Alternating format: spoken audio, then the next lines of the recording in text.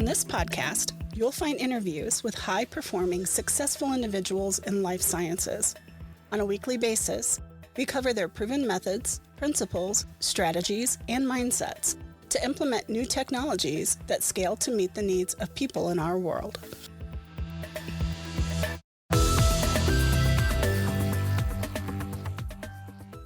Welcome to Life Science Success Podcast.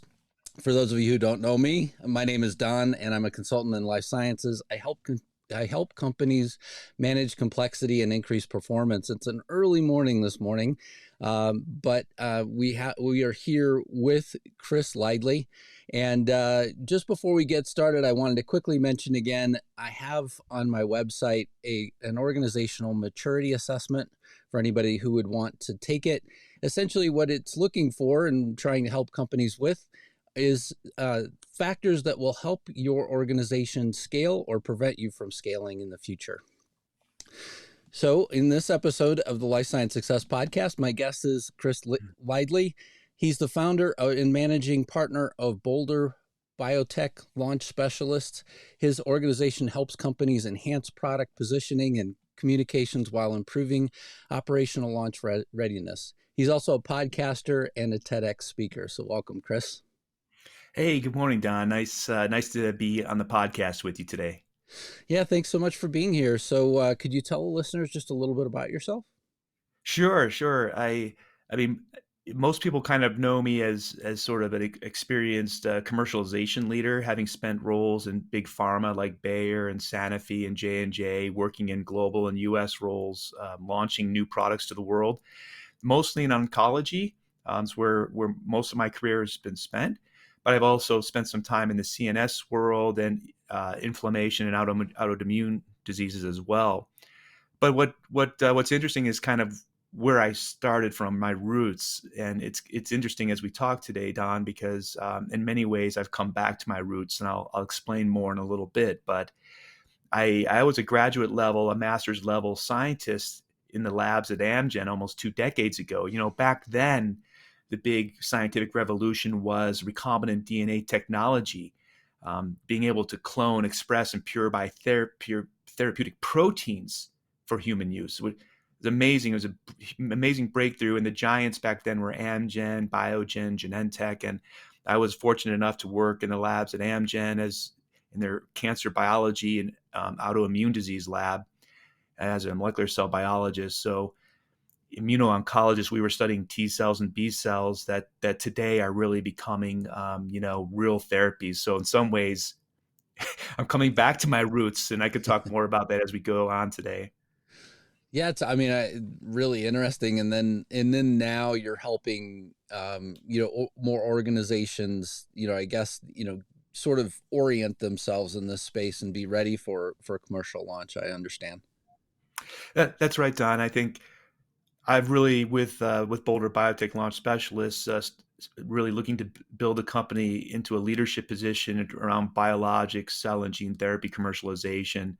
There are hundreds of companies and thousands of trials right now underway in the U.S.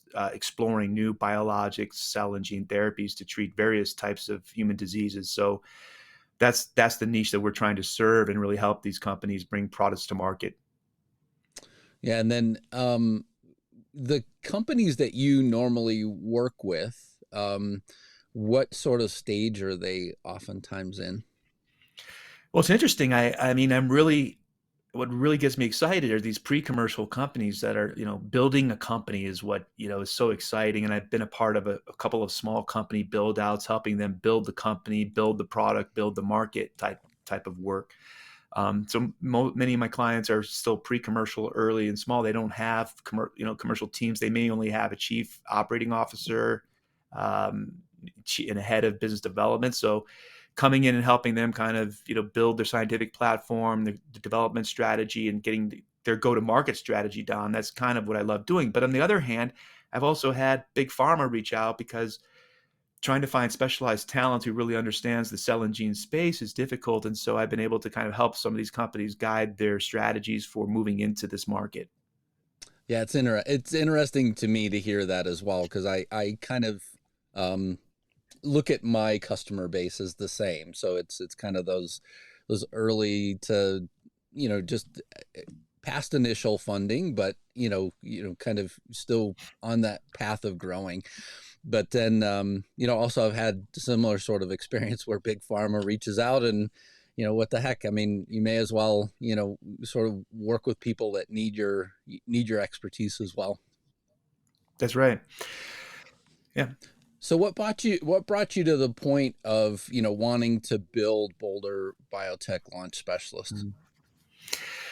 Well, Don, after years of sort of working in industry and working in different roles, as I mentioned, in big pharma companies, small molecule companies, smaller startup biotech companies, I've seen agencies and consultants come in and I just thought that I could do a good job at this, number one. And number two, I thought because of the breadth and depth of experience that I have, sort of not being a career consultant, but having spent 2 decades on the client side, I know their pain points. I know this sort of from a multifunctional view. So from clinical to commercial, I understand what it takes to successfully launch a product in today's market, which by the way, isn't the same as it was 2 decades ago or 10 years ago.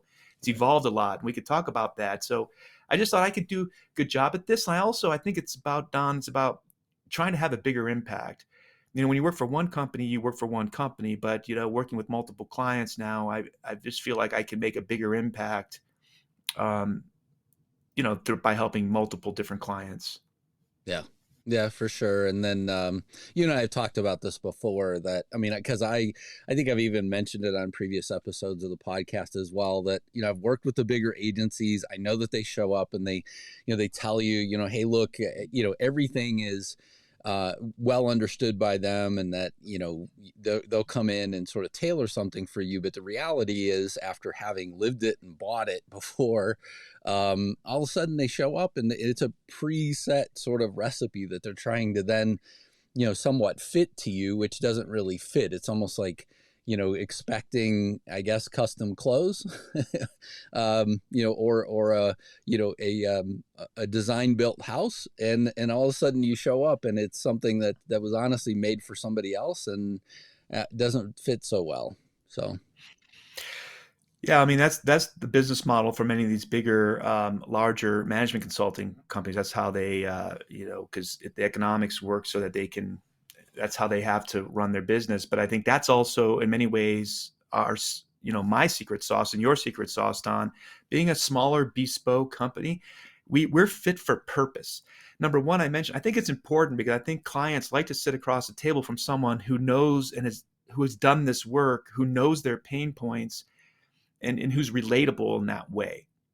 So, I think that's a key differentiator. I like to position myself as sort of like, we're not big career consultants, but rather folks that have been in your shoes. We bring this cross-functional expertise. We've done this before to reassure and give confidence. There has to be trust and confidence with your clients to be able to know that you have the expertise and capabilities to help them solve their problems. Yeah. And then where do you normally start? I guess whenever you come in with a brand new client, where, what is sort of the starting point for you? What do you normally do? Yeah, well, we have a 360 launch accelerator platform, and within that platform, what I like to do, like, no one can come in and tell you, when you're writing that proposal for a client, it's always very challenging without really running a diagnostic. So what I really prefer to do is come in for we have a 30-day launch diagnostic where we come in and just assess sort of the organization, interview people internally, and just kind of assess and understand what information do they have, what insights do they have from the market, what is their current plan, talk to the folks about, like, what are their current pain points, what is the problems and challenges that they're having. And then, there may be skills gaps, talent gaps, but also just insight gaps. And I want to know what those are. And because only then can you kind of work with client to kind of put together a roadmap around recommendations and how to move them to their business objective. And that's different from company to company in terms of, are you just trying to get from phase 1 to phase 2? Are you trying to, are you getting ready to file that BLA? Those clients require different type of support and scaling capabilities and sort of building that sort of go-to-market strategy, Don. So it's hard. So what I love to do is, and it's not always possible because some clients have rapid, timelines that don't allow you to really do that diligence. But I'd really prefer to just do that diagnostic up front and come forward with a set of recommendations for the client to select from. Yeah. And what do you see some of the biggest challenges are for clients that you have as you help, different clients in this space?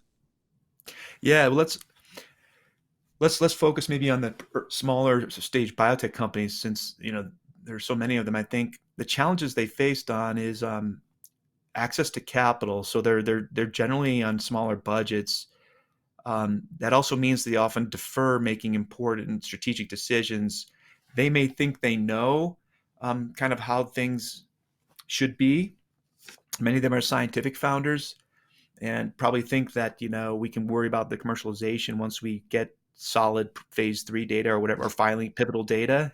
And unfortunately, that's just too late today. That's not enough time, especially with these advanced regenerative medicines, cell and gene therapies. You have to be working closely with your physicians, your healthcare providers, with treatment centers. And this is a process that can take several years. So I think the challenges I see is that still waiting too long, not fully understanding how the healthcare ecosystem in the US is evolving and care coordination for these patients. We're seeing today that many patients aren't really benefiting from cell therapies. They don't have access to it because of the way multidisciplinary care is delivered in the US. So there's a lot of challenges that need to be solved beyond just the product and sort of getting it through clinical trials. And that's where I really want to get in early and really help them with the strategy, with sort of helping them build that roadmap and then implementing it towards as they get closer and closer to market. Yeah, and what I've seen is that it's so important to have kind of those early insights as well, because one, it sort of opens up, you mentioned capital. So, it opens up this idea of, hey, here's all of these other people that are also saying that we need this out in the market. So, we really do need this. But then, secondly, I feel like it builds that initial excitement, as well before, something's actually out. And Don, and we've talked about like fractional support too. I think this is an important concept that hasn't really taken a stronghold especially in the life science industry. But the idea of the traditional way of, we'll hire our chief commercial officer, who will hire the head of marketing, who will hire the head of sales, the head of market access. They come in and hire their teams below them, and now this is a huge expense to the company. Yeah. And they often wait until they really know that they have a product. I like the idea of fractional, like coming in as support, as nimble support to bring in market access or scientific or marketing support, digital support in a fractional way where they can hire us to fill skills gaps and help evolve their product and their companies, advance their company's capabilities without having to hire the full commercial team. Certainly much more cost efficient. But that's an area that I think there's still a lot of opportunity. And I think people bring their sort of legacy way of launching products and building companies still. And we're in a different world now with the technology and access to talent that I'd like to see that evolve. Yeah, certainly if all of your experience up to this, let's kind of break this down into a couple of different pieces, right? So if all of your experience up to this point was only big pharma, and you come in and you go to build a startup, and all of a sudden you find out that, hey, look, all of that big company infrastructure is gone. How do you, how do you still leverage good people's experience without having to hire, people for big salaries, essentially, which essentially is what, larger companies are able to do. And that was sort of the problem that I was trying to solve with clients of mine who had said, hey, look, I like the fact that you offer, project management and quality support, and you can also do some of this process improvement stuff. I'd like to have it all bundled together and, would want to hire you full time. Well, that's not an option. So, can we sort of break this up so that it's more affordable for you? And also, something that I can offer, more across other clients. And then what you're saying as well is that there's the same exact need on the commercial side. And, I love that idea. There absolutely is that need, and you're exactly right, Don. I think I could give examples. I mean, just anonymously. I mean, I've seen sort of big pharma commercial talent go to small companies, and this is very recent companies. And the first thing, they're going right to the big agencies, the brand agencies. Doing like let's start our brand campaign, our glossy kind of picture and image for the brand. This is so like 1980s, 1990s way of launching a product. And what are we missing, right? What's missing here? Access to healthcare providers is down. It wasn't great before COVID, and we've changed in a way. We're not going back to the pre-COVID days. Healthcare providers are pressed for time. We need to learn how to do storytelling and provide better content for educating and promoting to healthcare providers. And the traditional way of doing things is still being done by a lot of folks, especially like you said, those coming from big pharma backgrounds with 25 years of experience. People tend to do what they know and what they're comfortable with, and are uncomfortable with, especially at a new place, at a small place, trying to do things differently. Yeah. And I love some of the new, especially the new biotech, medicine creators that are out there. Some of them have said, "Hey, look, I'm going to do this entirely virtually."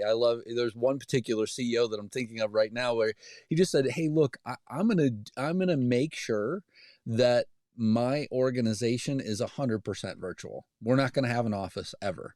And I mean, for me, that was a real sort of, I mean, there's a big sort of mental challenge I had to get over, in talking to him about, how specifically are you going to do all of this, right? How are you going to make this happen?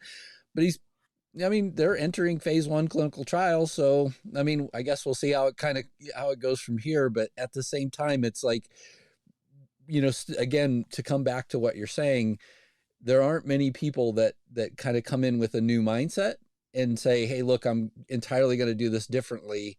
This one particular entrepreneur definitely is, and I give him a lot of credit for the way that he's approaching things as well. Yeah, no, you're right, Don. You hear examples of companies who are moving in that direction, and they tend to be the younger companies that don't have all this legacy apparatus that they have to retool. They can start from the ground up and build it optimize it the way to meet customer needs. But you know, I think the bigger companies have sort of tried to evolve commercial models for years. I mean, this was already going on in the 1990s and 2000s. There was restructurings and so forth after sort of companies were building up their sales forces to these massive thousands persons, big sales forces for different, products. And now I just recall, I mean, companies kind of going through like marketing teams just being stuck going from one national sales meeting to the next every 6 months and just preparing new marketing materials just for that meeting. They were very focused on personal selling and not as much on digital ways of working. Yeah. And they kind of relied that what happens, they added digital and that it was like some separate department that had a separate budget and it was like an afterthought. So it's like, it's not integrated in a way it could be in most big companies. And really marketers need to take ownership of it is what I'm seeing in terms of best practices. Really owning digital alongside their personal selling. And I think the personal selling model has to evolve into different types of roles too, where they're able to provide more values to providers. Because right now they're not getting into those offices more than maybe once a month, Don. Yeah. Yeah. Well, yeah. And I mean, I'm uh, like you, I'm also working with, bigger pharma companies as well. And they're saying, "Hey, look, certain teams will be in the office and certain, days of the week or days of the month."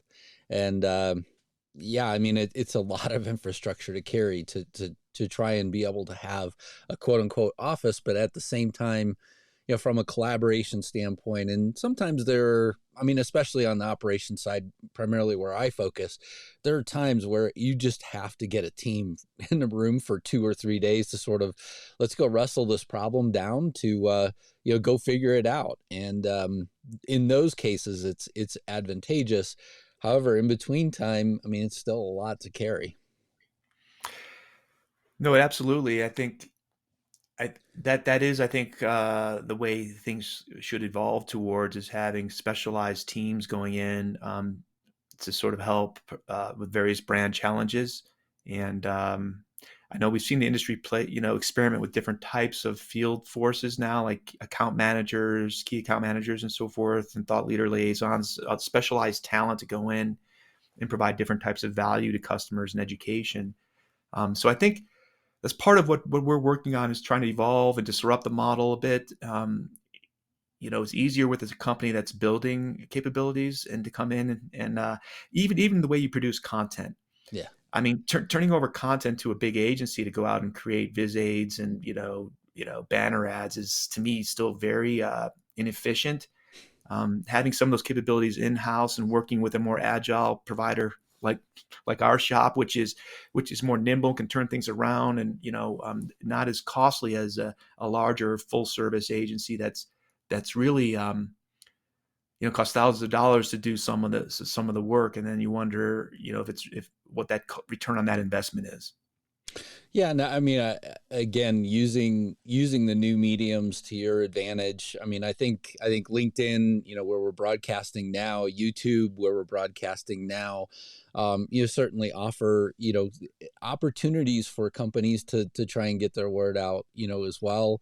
They're just new ways of sort of approaching some of these things. I was reading something from McKinsey the other day that said that a lot of companies are projecting like an 82% increase in terms of, they're wanting to have a podcast as well. And so, I mean, a lot of these marketing budgets, at least in terms of the larger healthcare agencies, that's what they're looking at.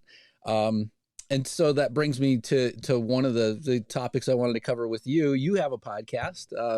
What do you cover? What are sort of the topics that you hit?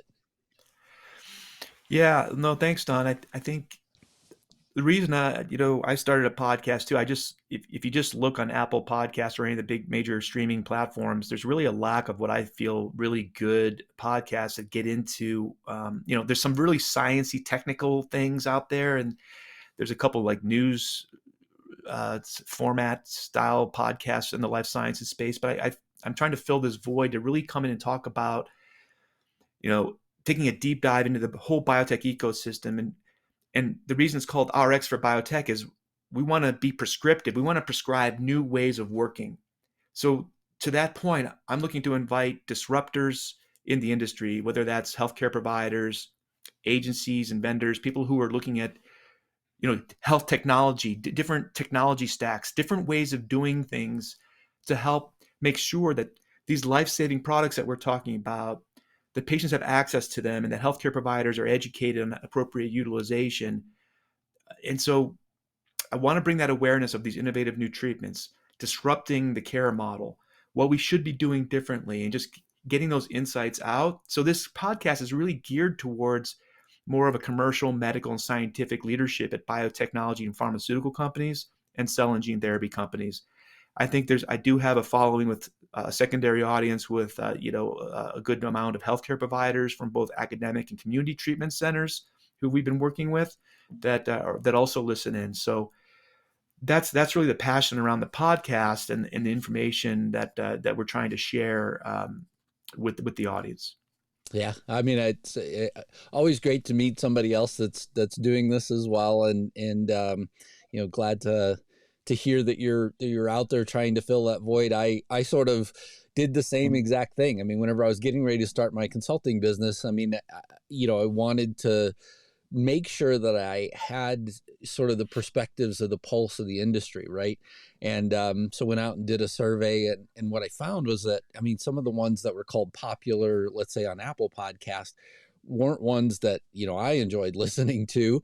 And then, I sort of went back to these, some of my core, I mean, Chris Connor with his, life science marketing, podcast is one, that I've frequently gone back to, sort of get the pulse of the market.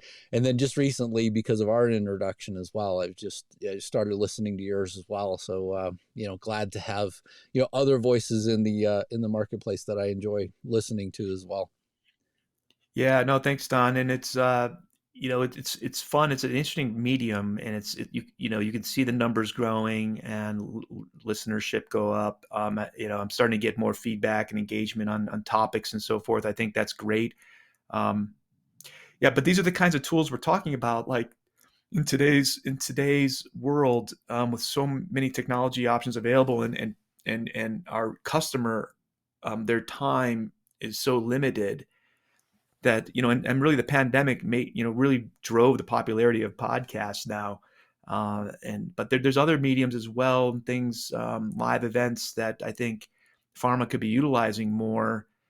Um, they tend to be very risk averse and move slowly in those directions. But I think if you want to be meaningful and meet your customers where they are to deliver your message, you need to be looking at how to compliantly be able to do more of these things.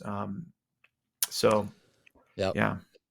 Yeah, I actually have somebody that I've sort of worked with before on a different podcast as well, and then this one will be released in the new year, from one of the big pharma companies, and I was sort of surprised whenever he was allowed to be on the podcast. But it was, it'll be interesting to see this episode come out. So I guess you'll have to keep watching to try and watching or listening to try and figure out who exactly it might be. But I was truthfully surprised and honored that at least somebody could be on from one of the big pharma companies, and who knows, maybe that's a indication that the tide will eventually change as well. Well, I think it will. I think, there was a time not too long ago, a few years ago, where companies were reluctant to do anything on social media, or to have a YouTube channel, and post videos. But I think that's something you're starting to see more of. You're starting to see more of that. You're starting to see more video content, and and media and social media. And not all companies are comfortable with it, but the platforms have done a better job at allowing you to turn off comments or moderate content. Those are some of the barriers to adoption of social media, for example. But this is the way people are communicating today. It's Yeah. it's due to limited time and a lot of other factors. So we have to find a way to make it work, and that's part of what I love doing in my role now.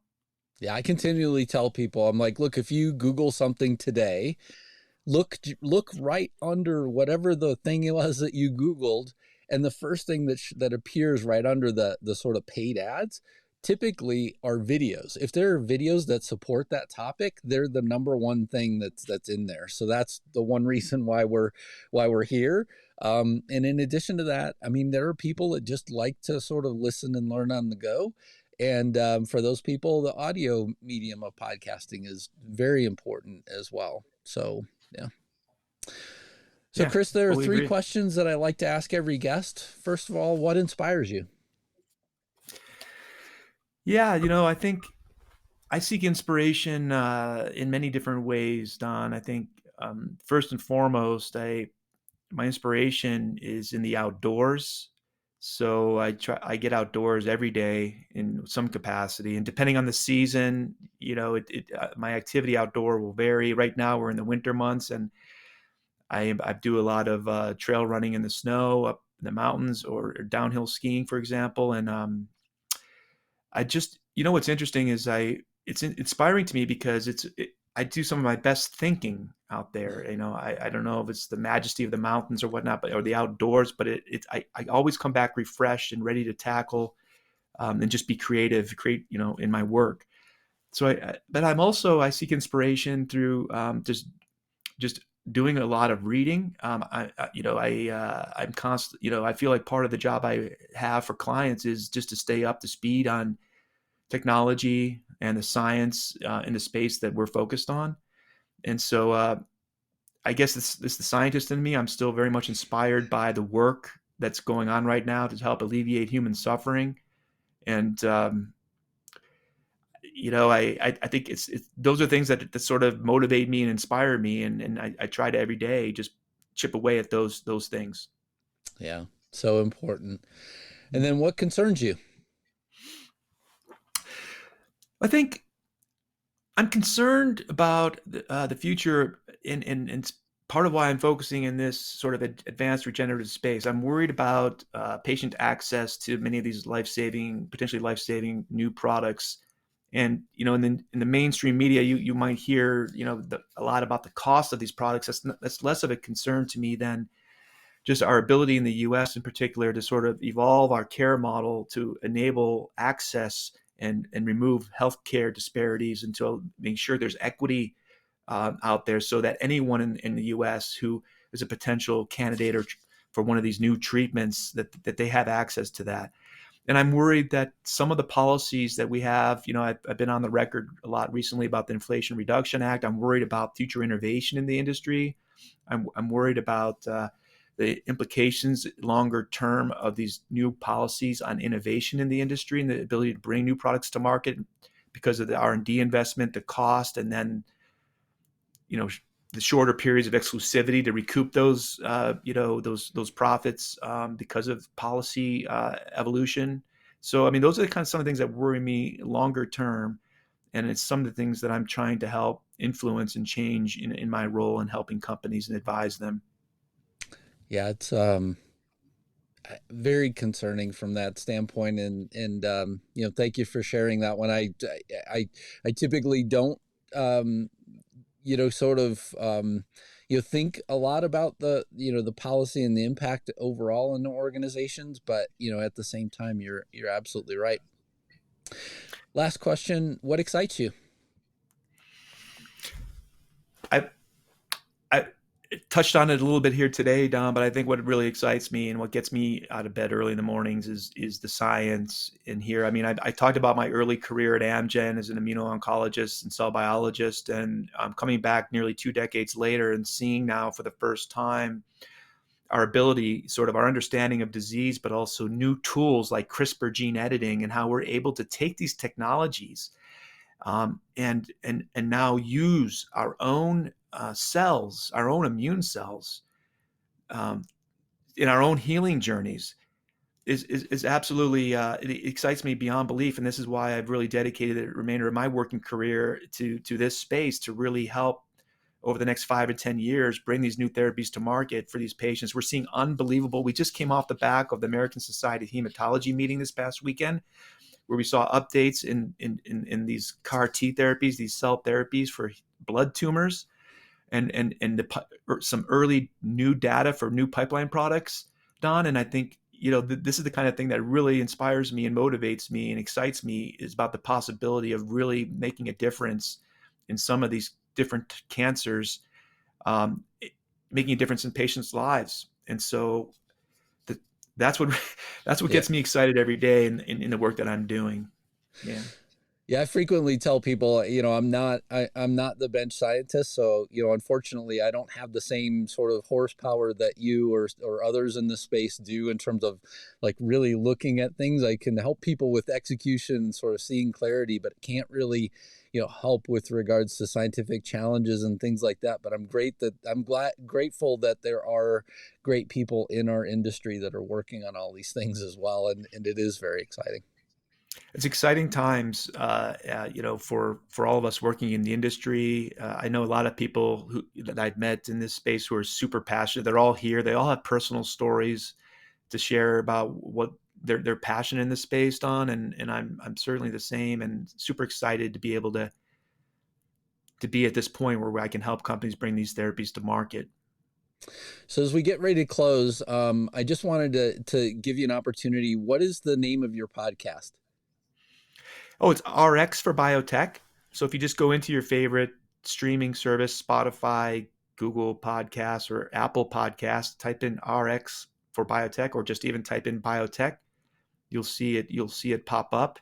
And we're running strong. We have a lot of good episodes. And if, there's, go back and look at some, my episodes on cell and gene therapy tend to be some of the more popular ones, but I've done a lot of other episodes as well that your audience may be interested in getting caught up on. And if anyone has any ideas for topics that they'd like to hear more of, feel free to DM me on my LinkedIn or on my email, which is it's on my LinkedIn page if people want to email me directly.